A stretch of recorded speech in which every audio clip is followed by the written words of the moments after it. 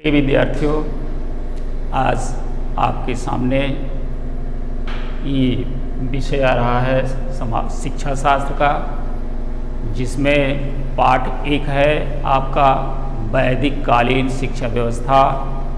इस व्यवस्था के अंतर्गत आप लोग वैदिक काल की शिक्षा व्यवस्था की केवल विशेषता के संदर्भ में हम आज व्याख्यान दे रहे हैं। इनमें आप देखेंगे वैदिक कालीन शिक्षा बहुत पुरानी शिक्षा व्यवस्था है। आज नहीं, जब भारत में क्या विश्व में कहीं भी कोई लिप नहीं थी, शिक्षा का किसी को ज्ञान नहीं था, तब उस समय हमारे यहाँ भारत में एक शिक्षा व्यवस्था बनाई गई और उस शिक्षा व्यवस्था को ही हम कहते हैं वैदिक कालीन व्यवस्था। इसलिए कहते हैं वैदिक कालीन, चूँकि ये वेद से संबंध इसका सीधे जुड़ा हुआ है। अब इसकी मुख्य विशेषता के संदर्भ में आप देखेंगे कि विद्या आरंभ संस्कार होता था। जब बच्चा छोटा रहता था, सर्वप्रथम वो विद्यालय जाता था, तो गुरु के सामने प्रवेश जैसे कराया जाता है, उस काल में उसको कहते थे विद्या आरंभ संस्कार। एक प्रकार का संस्कार किया जाता था। बच्चा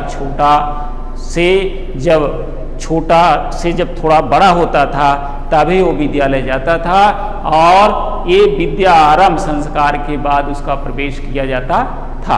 अगला आता है उपनयन संस्कार। जब गुरु और शिष्य आमने सामने होते हैं, शिष्य जिसका प्रवेश आपने किया है, कराया है, उसमें आप देखेंगे कि उपनयन संस्कार कराया जाता है। उपनयन संस्कार का मतलब दो लोगों का आमने सामने होना, और विद्यार्थी शिक्षक जब आमने सामने होते थे तो ये शुरुआत की जाती थी, शिक्षा पढ़ाया जाता था। शिक्षक जब पढ़ाने का शुरुआत प्रारंभिक अवस्था में आता था तो उसी समय एक उपनयन संस्कार कराया जाता था।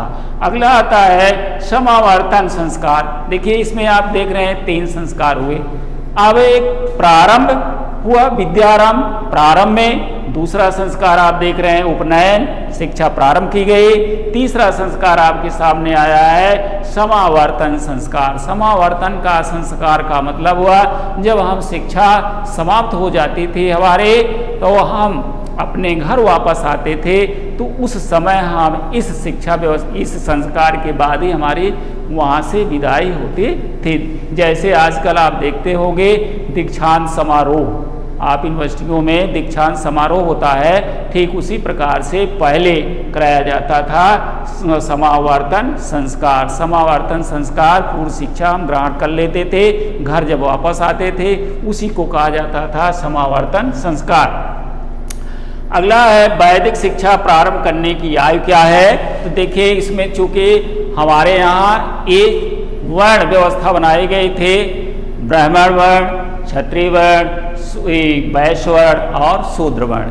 तो शूद्र वर्ण को शिक्षा व्यवस्था से वंचित कर दिया गया था, लेकिन इसमें 3 वर्णों को शिक्षा व्यवस्था शिक्षा लेने की छूट मिली थी। उस काल की बात है, जिसमें ब्राह्मण के लिए 16 वर्ष और क्षत्रिय के लिए 22 वर्ष और वैश्य के लिए 24 वर्ष की व्यवस्था दी गई थी।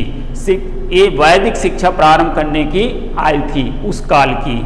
अगला आता है आश्रम व्यवस्था। देखिए, आज की तरह हम उस समय नहीं, हमारे यहाँ इतने संसाधन उपलब्ध थे।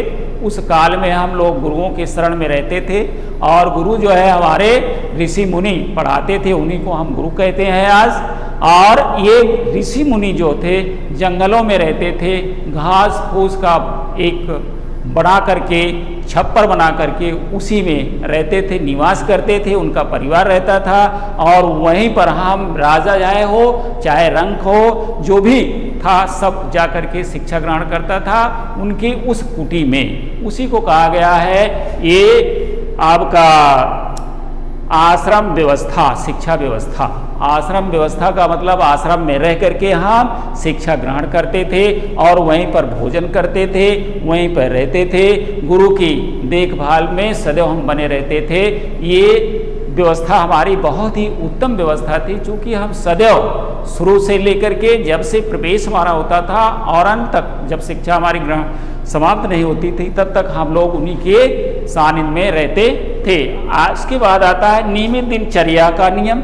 देखिए, नियमित दिनचर्या का नियम का मतलब ये हुआ कि हम जब आश्रम में रहते थे तो नियम हमारा रहता था, गुरु हमको नियमों के अनुसार ही हर व्यवस्था देता था। तो हमें दिनचर्या के लिए सुबह उठना था, सुबह उठ करके अपनी सारी व्यवस्थाएं कर लेनी पड़ती थी और उसके बाद गुरु के लिए भी व्यवस्था करनी पड़ती थी और गुरु की सेवा भी हम लोग रहकर करते थे। इस प्रकार से हमारी एक नियमित दिनचर्या था और उस काल में हम लोग नियमित रूप से पढ़ते और लिखते थे। अगला आता है छात्र जीवन संबंधी नियम। देखिए, छात्र संबंधी कुछ नियम थे हमारे उस काल में और उन्हीं नियमों का हम पालन करते थे। जैसे सुबह उठना था तो कितने समय उठना था, फिर उसके बाद मुझे क्या करना है, उसके बाद क्या करना है, सब उसी दिनचर्या के अंतर्गत ही हमारा छात्र जीवन संबंधी नियम बन जाता था।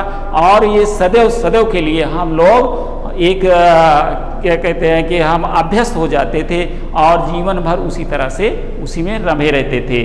गुरु शिष्य संबंध देखेंगे आप, गुरु शिष्य संबंध जो है बहुत ही मधुर था उस काल में, पुत्रवत था। जैसे आज एक पिता अपने पुत्र की देख रेख करता है और जैसे पुत्र जो है अपने पिता की सानिध्य में रहता है, दोनों एक दूसरे का संबंध कितना मधुर होता है इसको आप लोग भी जानते हैं। ठीक वैसे ही हमारा उस काल में गुरु शिष्य संबंध भी बना रहता था। यही शब्दों के साथ हम अपनी वाणी को समाप्त कर रहे हैं।